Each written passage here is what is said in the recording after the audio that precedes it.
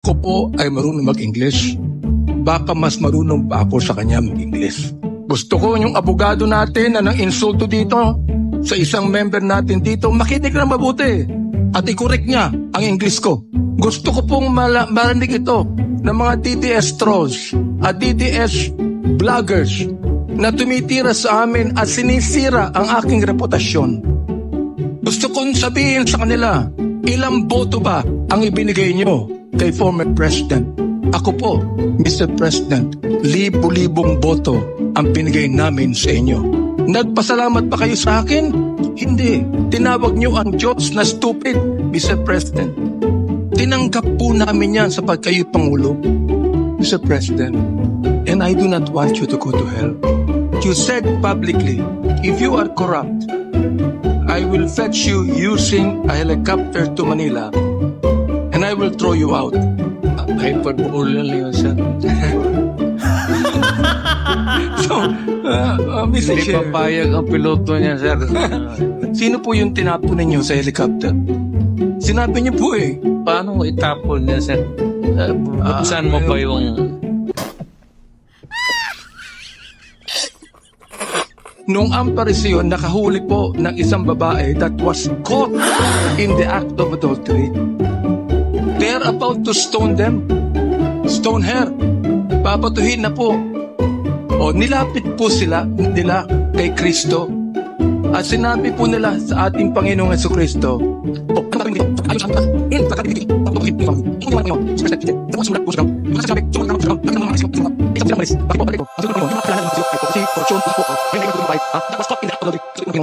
neither do I condemn you.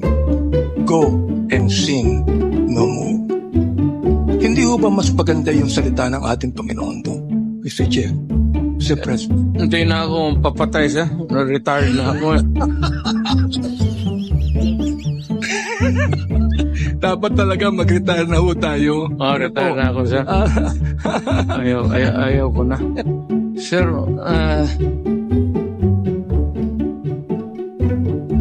bago ko sagutin yung ano sir, ayaw kong pumunta ng impyerno. Pastor ko man, sir, tulungan Pero, mo na lang ako. Mr. Chair, hindi po ito confessional. Ano po? Ito po ay quadcom hearing. Neither do I condemn you. Go and sin no more. Pinagdadasal ko po kayo. Salamat. Totoo po yun. Totoo po yun. Hindi po dasal na ama namin, ha? Ito po ay dasal coming from the heart. Eh, bakit po kayo pumapatay? Mas mabuti pala na makulong tong mga hayop ay. Sorry po.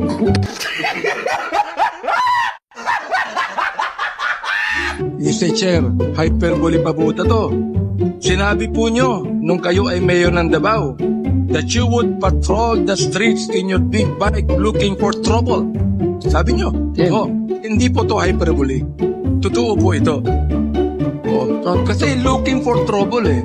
Kayo po ay nagpa-bike looking for trouble. Yes, sir. Oo.